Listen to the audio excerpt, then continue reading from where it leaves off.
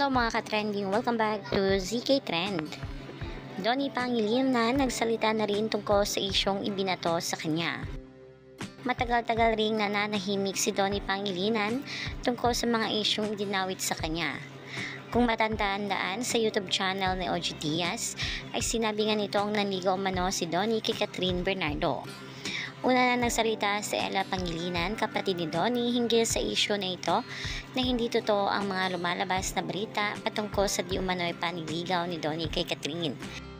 At tayo naman dito sa isa sa malalapit na tao kay Donnie ay sinabi umano ni Donnie na hindi totoo ang mga balita at sobrang loyal umano ito kay Belle. Ayon nga dito sa post ng Glitter Channel sa Facebook.